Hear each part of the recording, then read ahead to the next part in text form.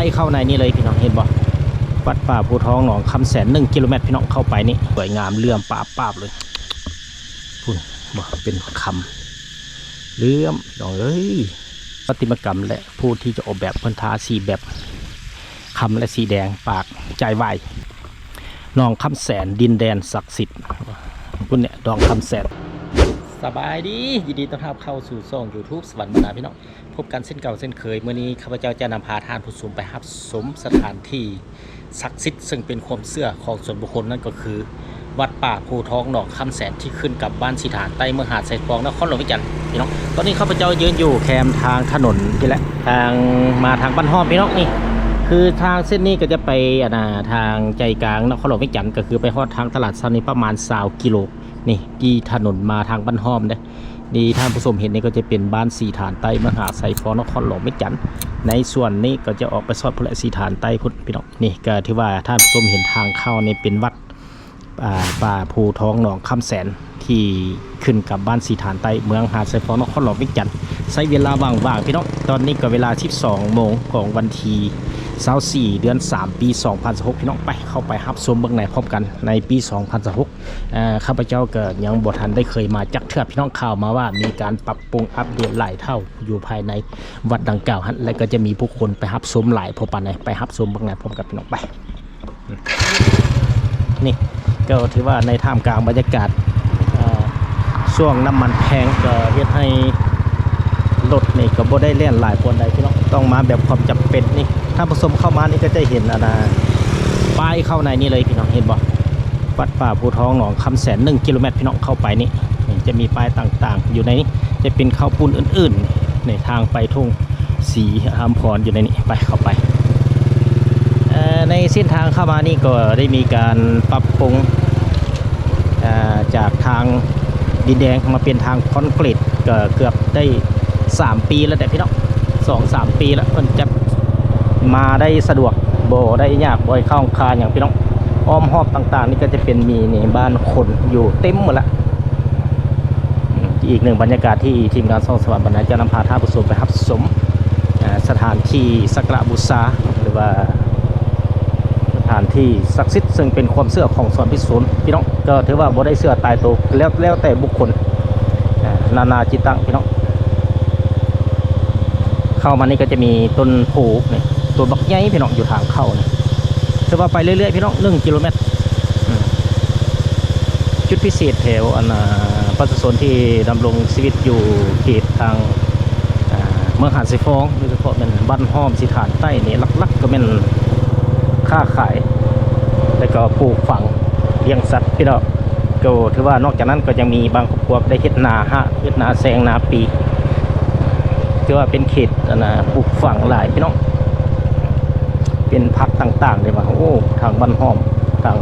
สีฐานใต้นี่ก็ถือว่าเพิ่นได้เป็นการเกษตรปลูกฝังอะไรว่า2 ภาคทางบางซ้ายบางขวาก็มีเงินคนเต็มนะมาในปี 2016นี่รู้สึกว่าหลายขึ้นตึมพี่น้องเงินต้องขอขอบใจ FC ทางภายในและต่างประเทศที่สนับสนุนช่องสวรรค์บรรณาด้วยดีเสมอมาเดินทางผสมเพื่อจะได้รับวิดีโอใหม่ๆมาให้ท่านผู้ชมได้รับชมในตอนต่อไปนั่นเองพี่น้องนี่เห็นบ่ที่ว่าเป็นบางจุดบางบ่อนเป็นดินว่างเพิ่งก็ได้มีการปลูกฝังปลูกพักปลูกพักเฮ็ดสวนเฮ็ดนาแต่ว่าพื้นที่การเกษตรต่างๆถือว่ายังกว้างขวางถือว่ายังหลายถ้าเทียบกับใจกลางเมืองก็ต้องขออภัยพี่น้องก็จะได้ยินเสียงลมพัดดังว้าวๆเด้อพี่น้องเด้อเสียงรบกวนได้จังหน่อย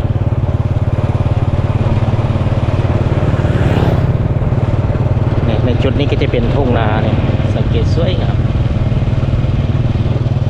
ถ้ามายามฝนนี่แห้งงามในพี่น้องนี่เป็นป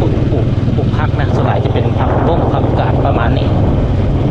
คุณเป็นส่วนกล้วยหน่อปลาต่างๆ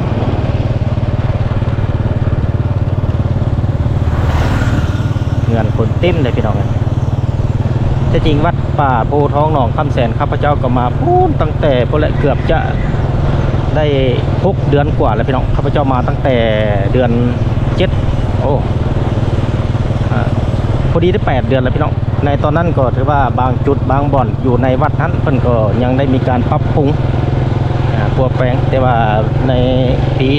2026ในท้ายเดือน3นี่จะนำพาท่าผสม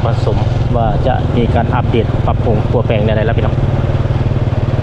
ตลอดทางเข้านี่ก็จะมีบางร้านขายข้าวปุ้นแจ่วขิงนะพี่น้องส่วนแล้วแต่เนี่ยทางเบื้องซ้ายเบื้องขวานี่เป็นร้านข้าวปุ้นแจ่วขิงปิ้งไก่ก็ส่วนแล้วแต่จะเป็นข้าวเปียกเส้นอื่นๆก็ส่วนแล้วแต่บุคคลมักทานใดกับแว่ฮานะพี่น้องเรื่องรสชาติแซ่บหรือบ่แซ่บขึ้นกับผู้มักผู้กิน ก็ใกล้จะฮอดแล้วเนี่ยเดี๋ยวนี้ก็เป็นร้านคาเฟ่ร้านอาหารเลยเริ่มใกล้จะฮอดแล้วเบิ่ง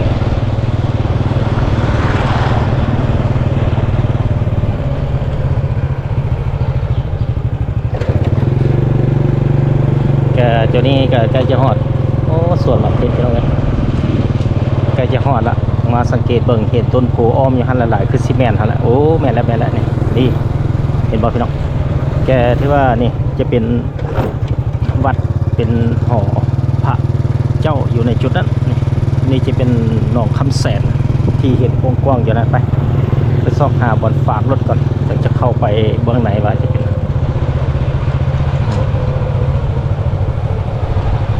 ในจุดเบื้องซ้ายมือนี่ก็เบื้องบนจอดรถด้วย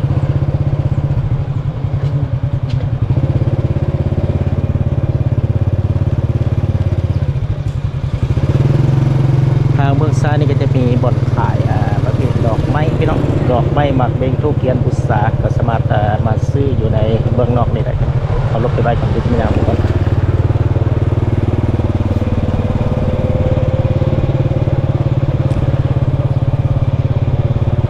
รถเข้าไปเบื้องในก่อนบ่อนจอดรถจักรกองศาลานี่จะมีบ่อนรถจักรกองศาลาใหญ่เลยเนาะพูดมีบ่อนจอดจักรเป็นบ่อนฝาก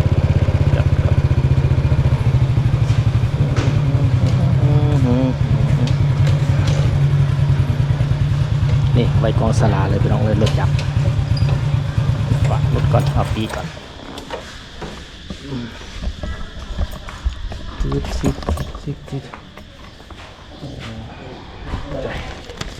วันนี้จะออกไปทางเบื้องนอกกันพี่น้องไปเบิ่งในขอบเขตบริเวณเนี่ยฝารถจักรถือว่า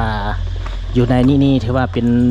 ฝารถจักรอยู่ในกองสลาเพื่อนให้ฝากฟรีเลยพี่น้องก็ถือว่าเป็นส่วนหนึ่งโอ้ถือว่า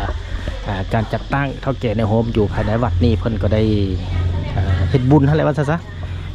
เพื่อนให้ฝากฟรีรถจักรฝากฟรีในเป็นสลาใหญ่อ๋อ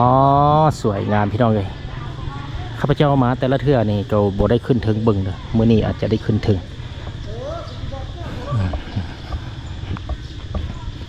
ไปขอบเขตทางเบื้องนอกกันพี่น้องก็ถือว่าเป็นอีกหนึ่งบรรยากาศที่ทีมงานซ่องสวรรค์บรรณา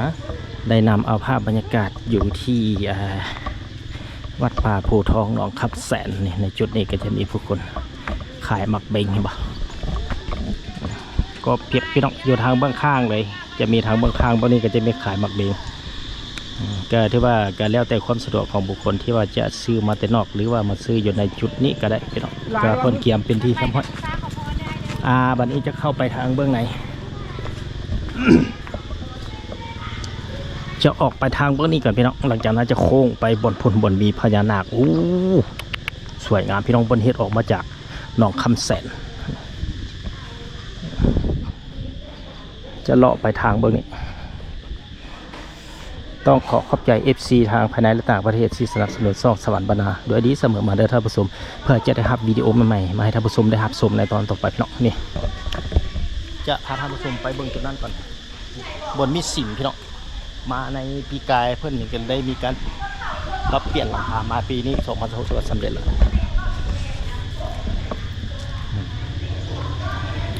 ก็จะเห็นด้านหน้านี่เห็นปะพระเจ้า4 หน้านะหัวเดียว4 หน้าโอ้บท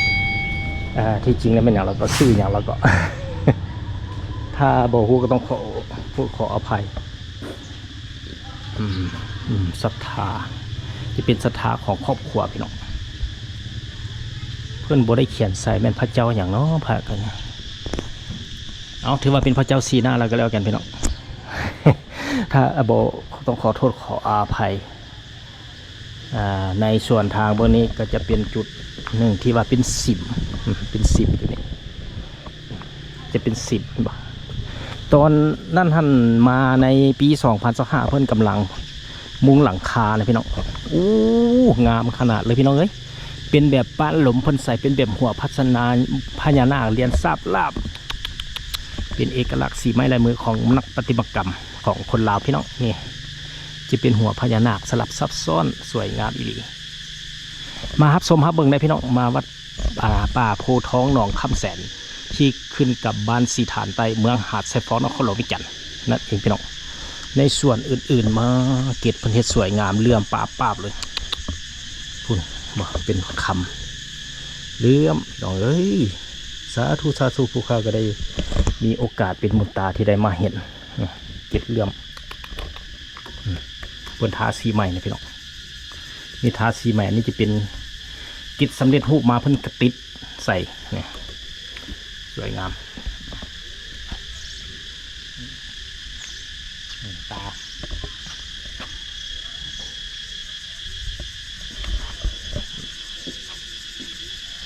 โอ้สาธุสวยงามอีหลีพี่น้องก็สามารถมาฮับชมฮับเบิ่งได้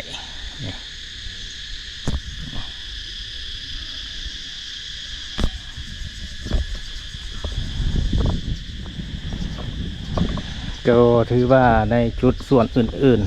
ๆก็จะเห็นเป็นป่าในทางเบื้องนั้นพี่น้องไปเบิ่งจุดป่ากันบ่ก็จะมี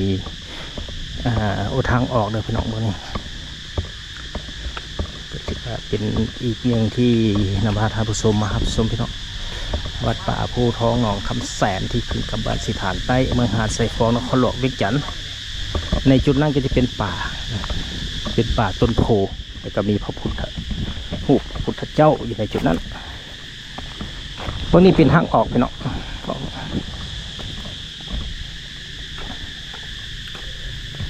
สาธุนี่ก็จะเป็นบนพระเจ้าที่ว่าเพิ่น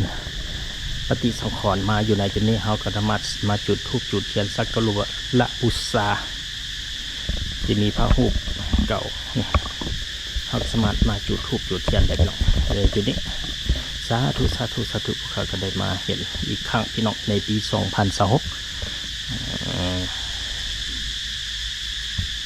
ซึ่งเป็นตัวสร้างตัวม้าผ้านางกวักและอื่นๆเต็มพี่น้องเลยเกศบึงที่มีพญานาคเกศหัวนอกจากนั้นจะมีพระพุทธรูปเก่ามีแกะสลักทองและอื่นๆครบเพียบอยู่ในนี้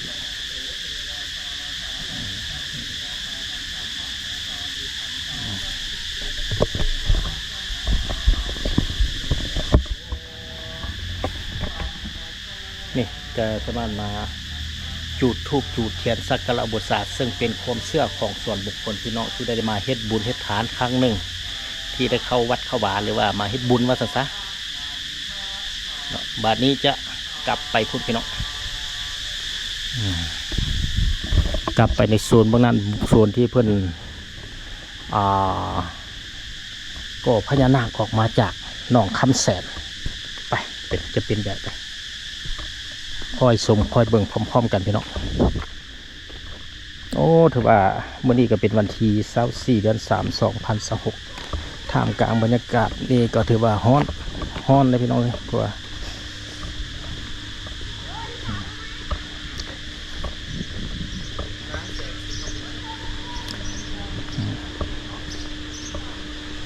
ถือว่าก็อากาศฮ้อนพี่น้องก็ถือว่าเป็นอีกหนึ่งแต่ว่าพื้นที่สถานที่นี้เพิ่นก็ได้มีการเทพื้นปูซีมังปูแบบตัวหนอนเป็นดีเข้มห้อยพี่น้องก็ถือว่าไปมาได้สะดวกโอ้ทางหนองนี่เพิ่นก็ได้มีการทิบ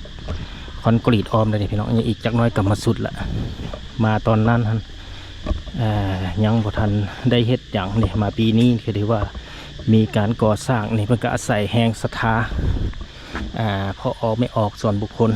คือว่ามาเฮ็ดบุญเฮ็ดทานเพิ่นก็ได้เก็บเทื่อละหน่อยก่อสร้างไปเรื่อยๆพี่น้อง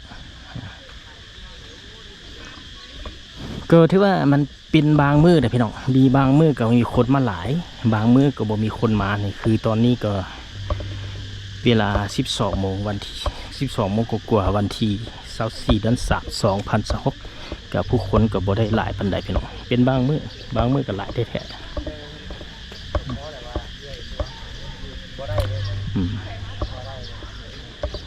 นี่จุดเด่นในปี2026พี่น้อง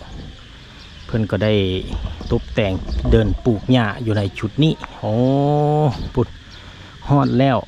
วัดป่าภูทองหนองคำแสนโอ้มีบนนั่งถ่ายรูปอีกพี่น้องเด็กเป็นพญานาค2 ตัวละ3 หัวก็ถือว่าค่อนข้างสำเร็จเกือบ 90% พี่น้องก็ยังเหลือแต่บนจุดห่างของพญานาคไปอยู่จุดนั้นใกล้จะสำเร็จละไปเบิ่งนั้นมาในปี2025เพราะว่าอยู่ในช่วงเพิ่นกำลังตกแต่งประดับประดาประกอบเกศและขี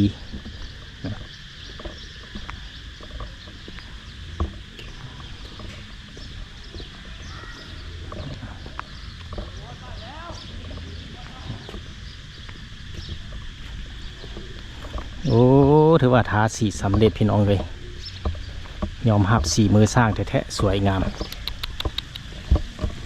โบแมงของธรรมดาพญานาค3 หัวเบิ่งจะเข้าไปเบิ่งใกล้ๆมั้งนี่ทาสีคำหมดพี่น้อง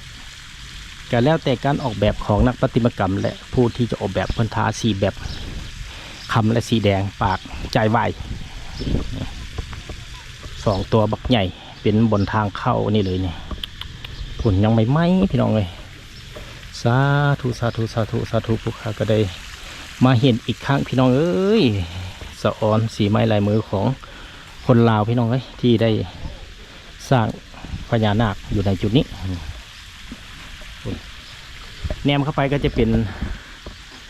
คุณศาลากับความหมายก็เป็นศาลาสามัคคีธรรมอะไรพี่น้องวันนี้จะพูดยังมีเครื่องมืออยู่ดีพี่น้องเพื่อยังตกแต่งจุดนี้ก็จะเป็นเพิ่นล่อมาพี่น้องเพิ่นล่อมาเป็นคีย์เป็นอย่างนี้นะสังเกตบ้างล่อแล้วหลังจากนั้นเพิ่นก็นี่เป็นเล็กแบบซี่พี่น้องเป็นเล็ก6เป็นแม่พิมพ์แม่ล่อบนทองใส่ห้องล่อแล้วตัวแก้วนะหลังจากนั้นเพิ่นก็ไปติดใส่เป็นจุดเป็นโดยเฉพาะจะเป็นหลังคาพี่น้อง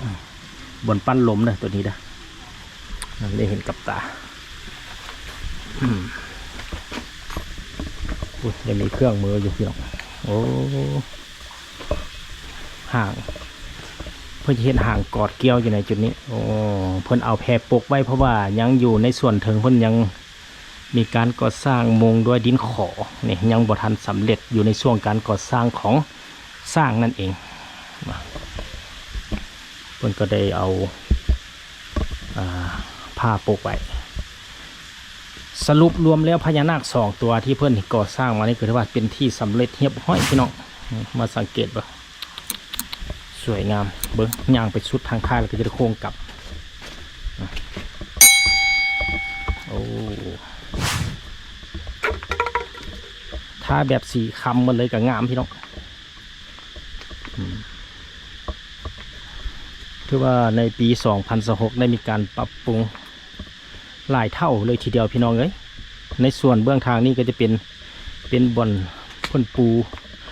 ดินจี้เป็นบ่อนย่างของผู้คนที่เข้ามาหับสมมาสักการะบูชาเฮ็ดบุญอยู่ในวัดดังกล่าวนี่จะเป็นทางย่างที่ว่าสำเร็จเรียบร้อยพี่น้องนี่ก็คือเป็น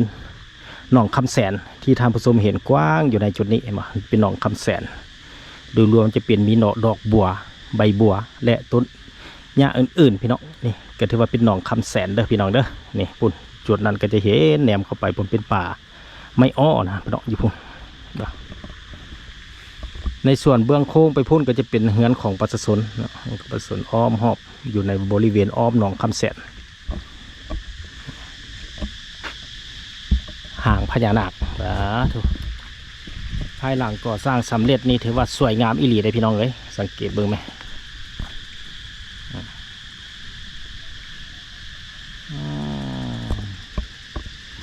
ไปจะเข้าไปพุ่นแล้วก็โค้งไปบนจุดที่เพิ่นจุดธูปจุดเทียนสักการะบูชาพญานาคอยู่จุดนั้นพี่น้องสำเร็จหลายแล้วพี่น้องเลยงามอีหลีงามอีหลีพี่น้องถ่ายเสร็จเก็บงามสาธุสาธุผู้ข้าก็ได้มาเห็นพี่น้องอีกครั้งในปี2026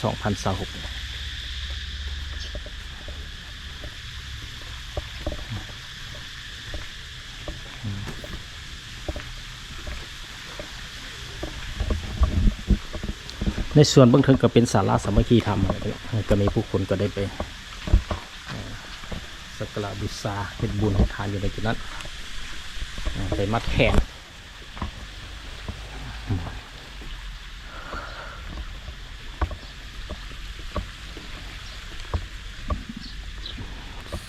สวยงาม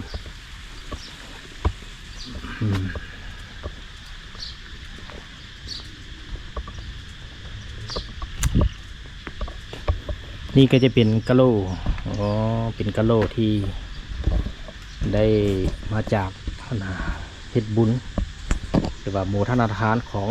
ผู้คนที่มาเฮ็ดบุญอยู่ในจุดนี้พี่น้องเพิ่นก็ได้ซื้อไว้เฮ็ดเทื่อละน้อยเก็บไว้เทื่อละน้อยจากนั้นเพิ่นก็จะมีการก่อสร้างต่างๆปรับปรุงนี่ก็จะเป็นเหือพี่น้องเลย40 พาย40นักพายเป็นเสาก็ได้มีการนี่บ่เป็นแม่พิมพ์เป็นบัวเพิ่นก็มาติดใส่เรียบร้อยงามที่เป็น40 พายพี่น้องเหนือลำนี่เพิ่นยังปะไว้ให้เฮาได้ชมได้เห็นมาฮอดปัจจุบันนี้ก็ถือว่าเพิ่นยังปะไว้ไม้พายเหือต่างๆเห็นบ่ก็ได้ว่าเหือใหญ่เพิ่นก็ได้เอามาไว้ให้เฮาได้รับชมคือว่าจะบ่ได้เอาลงแข่งแต่เฮาก็ได้ชมจะเห็นแบบซีนมีหลายๆจุดพี่น้องจะเป็นวัดพันมั่นก็มีจะเป็นวัดเสียงแหล่งท่องเที่ยวเสียงควันก็มีเหือใหญ่เส้นกันที่เพิ่นได้เฮ็ดตูบไว้แนวนี้สวยงาม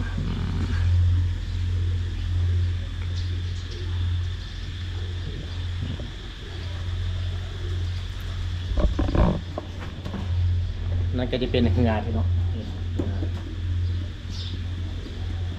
ซีเมนต์44 พายเพื่อนเอามาไว้ในเนี่ยเพื่อนบ่ได้เอาไปแข่งเอามาโชว์ให้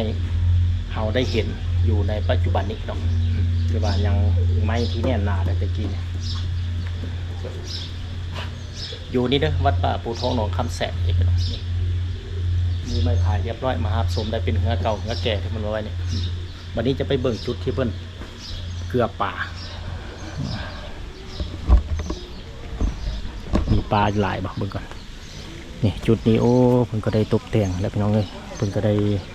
เฮ็ดหัวกันไว้นี่เพื่อหลีกเลี่ยงผู้คนตกนะพี่น้องเขาจะยืนอยู่พี่ในผ่านมาเพิ่นยังบ่ทันใส่หาวเหล็กหาวพนักเหล็กพี่น้องเพิ่นจะเกลือปลาอยู่ในจุดนี้จะเป็นปลาดุกปลาอื่นๆครบเพียบ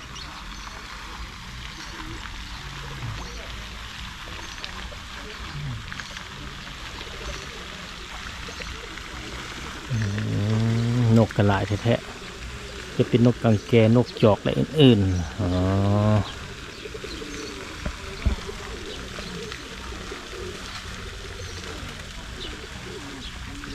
สวยงามพี่น้องก็ถือว่าอยู่ในจุดเบื้องนั้นก็จะเป็นพระพุทธเจ้าใหญ่ที่ว่าคนก็ได้มาทานน้ำทานอาหารต่างๆมาจุดธูปสักการะบูชามีการหยอดเหรียญบาทน้อยอยู่ในจุดนั้นพี่น้องก็ที่ท่านผู้ชมจะพาท่านผู้ชมไปหับศพพี่น้องตอนนี้จะโค้งไปทางเบื้องนี้ก่อนหลังจากนั้นจะโค้งไปเบื้องจุดที่ว่ามีพอออกไม่ออกตัวญาติโยมมาเฮ็ดบุญเฮ็ดทานอยู่ในจุดนั้น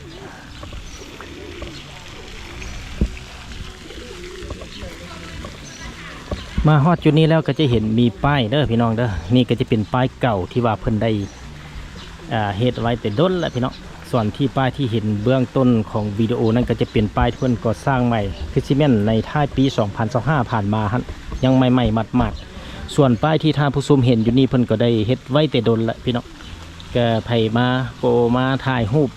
เป็นที่ระลึกว่าได้มาฮอดแล้ววัดป่าโพทองหนองคำแสนซึ่งสถานที่นี้มันขึ้นกับบ้านสีฐานใต้เมืองหาดทรายทองนครหลวงทุกจันทร์วันนี้จะเอาเป็นมุมแบบกว้างๆให้ท่านผู้ชมนะครับสมเป็นแบบนี้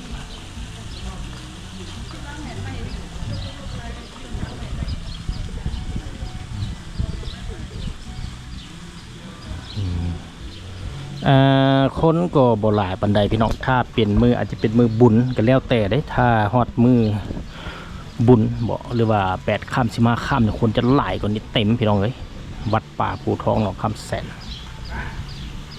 มันก็แล้วเป็นแต่บางมือก็แล้วศรัทธาบุคคลมาเฮ็ดบุญในตัวนั้นเองนี่เป็นพญานาค7 หัวพี่น้องสังเกตเบิ่งสวยงามพี่น้องก็จะมีผู้คนซื้อธูปซื้อเทียนมาสักการะบูชามากราบมาไหว้มาขออธิษฐานในสิ่งที่ตนเองปรารถนาที่จริงแล้วจะมีประวัติเดิมเป็นอย่างเป็นจังเฮ็ดพญานาค7 หัวอยู่ในจุดนี้ก็สามารถไปค้นสืบสารวารสารต่างๆเนาะก็ถือว่าทีมงานช่องสวรรค์บรรณาก็มีการเพียงนำเสนอโดยรวมแบบรวมๆพี่น้อง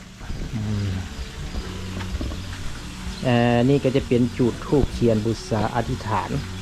องค์ปู่แล้วให้นำเอาธูปเทียนออกปักข้างนอกพี่น้องจุดอยู่นี่นะเพิ่นให้เอาปักข้างนอกแต่เพิ่นบ่ให้ไว้อยู่ในจุดนี้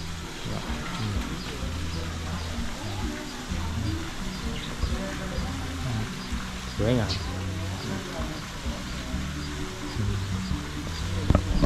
องค์ปู่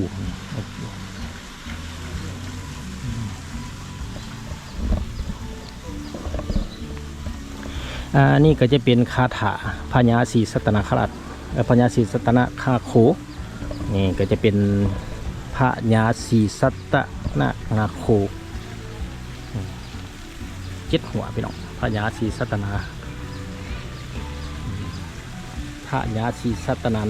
พญาศรีสัตนคาโคบุเป็นนาคราชได้พี่น้องพญาศรีสัตนคาโค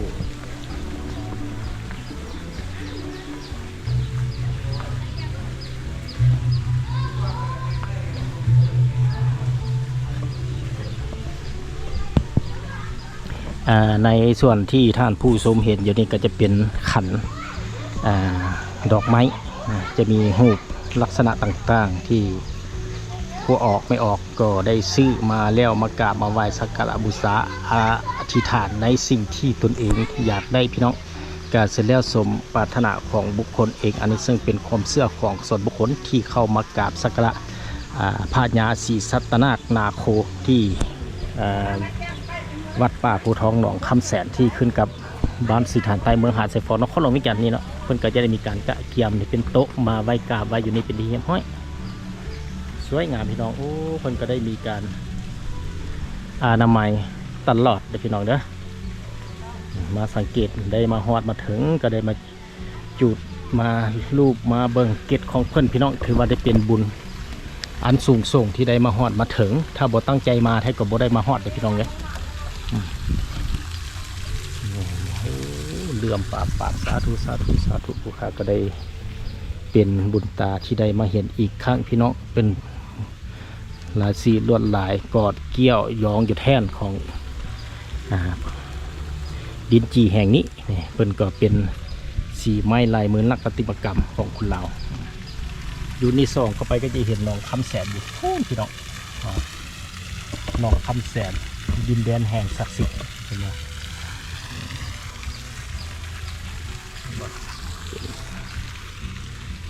ก็จะมีผู้คนก็ได้มากราบมาไหว้กราบมาลูบมาชมมาเบิ่งพี่น้องคือท่านผู้ชมเห็นอยู่ในปัจจุบันนี้สาธุสาธุสาธุผู้ข้าก็ได้มา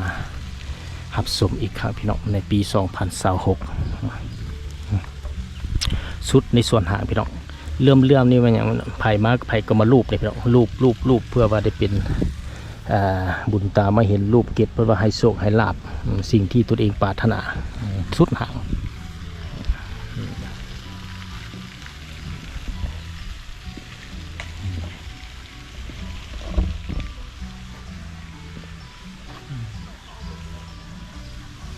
ส สวยงามพี่น้องเห็นบ่เบิ่งในมุมนี้ออกไปเห็นบ่พี่น้องก็ยอมรับว่าสีไม้ลายมือของนักปฏิมากรรมนักปฏิมากรรมเฮ็ดก็สุดยอดอีหลีใส่ปิ้งเลื่อมใส่ศรัทธาที่เอาเฮ็ดอยู่ในนี้ส่วนไปบนนั้นก็จะเป็นหนองคำแสนดินแดนศักดิ์สิทธิ์ก็จะเป็นหนองปุ่นเป็นป่าบอนแล้วก็ต้นหญ้าต่างๆแล้วก็นอกจากนั้นแล้วยังมีต้นใบบัวอยู่กลางบึง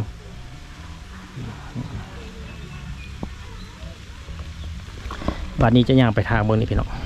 ก็ถือว่าเป็นอีกหนึ่งจุดที่ท่านผู้ชมได้เห็นอยู่ในนี้พี่น้องจะไปจุดนี้ก่อนพี่น้องไปจุดที่ว่ามาฮอดจุดซุมหนองคำแสนดินแดนศักดิ์สิทธิ์นี่บอกเพิ่นเฮ็ดมาไปมาได้สะดวกพี่น้องเอ้ยทั้งสองภาคทางเพิ่นก็ได้มีปลูกดอกไม้ปลูกหญ้าและปูทางย่างด้วยดินจีบ่ได้เหยียบขี้ดินบ่ได้เหยียบขี้ตมพี่น้องมายามแรงยามฝนสะดวกสบายได้สบายโอลาเลยพี่น้องเอ้ย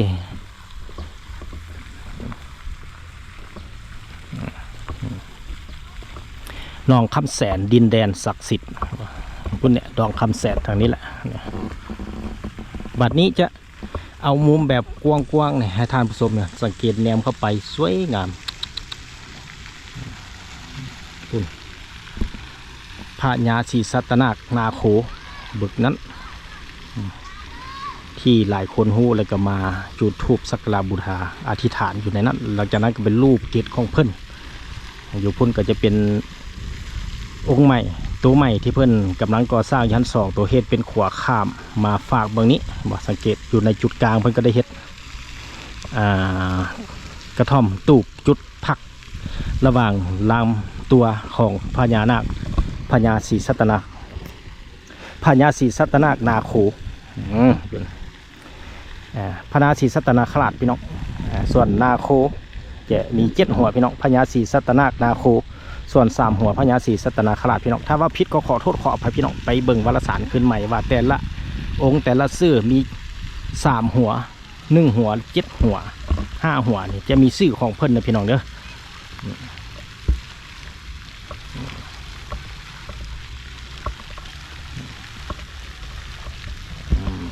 ก็ถือว่ามาฮอดจุดนี้แล้วก็จะ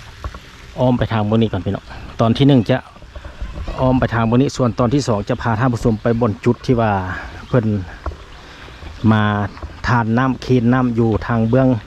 หน้าพระพุทธเจ้าใหญ่ฮั่นตอนที่2ตอนที่1จะอ้อมในส่วนนี้พี่น้องไปรับชมในก่อน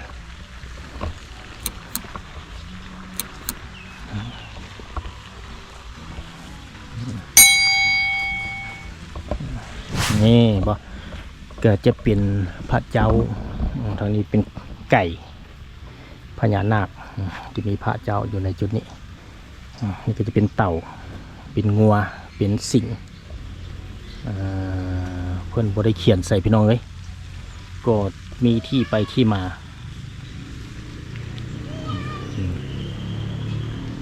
บอกสังเกตเบิ่งภาพเจ้าแต่ละองค์เจ้าบุคือกันนะพี่น้องต้องมีที่ไปที่มาต้องมีผู้ฮู้พี่น้องเป็นอย่างเพิ่นจังเฮ็ดแบบจิเป็นอย่างจะมีมือแบบจิแกต้องมีผู้ฮู้อธิบายให้ฟังพี่น้องเลยต้องได้ค้นหาสืบหาต่างๆแท้ๆจังเสียฮู้มานี่ก็จะเป็นคลองเป็นระฆัง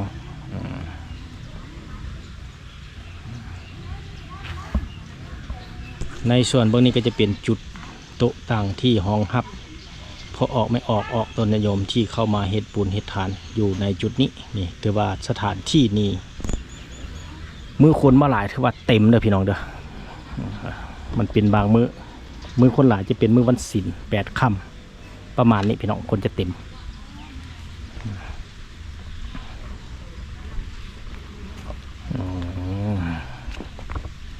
ไปเบิ่งพญานาคพ่นน้ำพี่น้องที่จุดนั้นจุดพญานาคลินน้ำ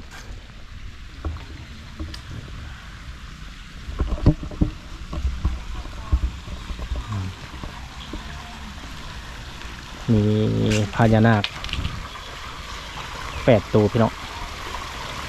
8 ตัวเล่นน้ำอยู่ในจุดนี้นะครับนอกจากนั้นแล้วก็ยังมีปลาได้อยู่ในจุดนี้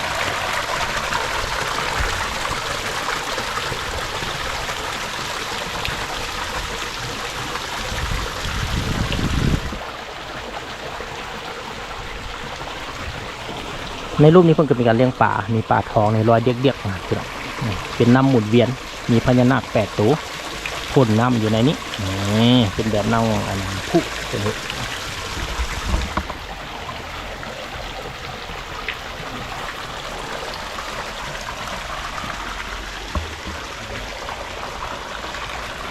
สวยงามพี่น้องแต่ที่ว่าได้มีการอนามัยปรับปรุงอัปเดตตลอดเลยพี่น้องเลยอยู่วัดป่าโพธิ์ทองหนองคำแสนที่ขึ้นกับบ้านชิฐานใต้เมืองหาดไซฟอนนครหลวงวิจันทร์ดิมาสังเกตในปี 2025 และ26นี่ก็โอ้มีการปรับปรุงขึ้นหลายเท่าพี่น้องมีพญานาคโทนใส่ดอกบัวอยู่ในจุดนั้น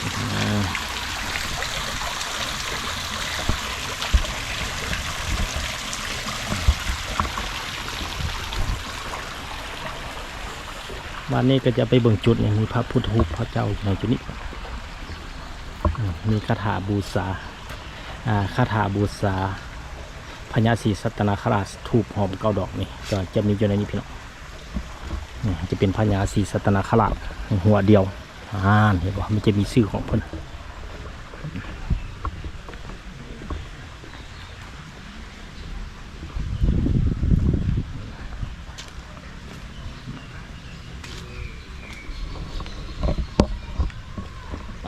เป็นเจริญท่าผสมตอนที่1จะนำพาท่าผสมมาหับสมในเพียงเท่านี้พี่น้องก็ได้มาฮอดจุดที่ว่าเบื้องหน้าพระเจ้าแล้วก็จุดที่ว่าพญาศรีสัตนคราชอยู่จุดนั้นที่พ่นน้ำยันตอนที่1ก็จะจบเพียงเท่านี้ก็ตอนต่อไปจะนำพาท่าผสมไปหับสมบนพระเจ้าใหญ่ที่ว่ามีพอออกไม่ออกผู้คนมาทานน้ำทานอาหารต่างๆอยู่ในจุดนั้นถือว่าเป็นจุดหนึ่งที่ว่าความเชื่อศักดิ์สิทธิ์ส่วนบุคคลแท้ๆพี่น้องอยู่ในจุดนั้นตอนต่อไปจะนำพาทำส่วนประโยชน์จนอยู่พุทธมาฮอนนี้การนำเสนอวิดีโอตัวนี้ขอจบไปก่อน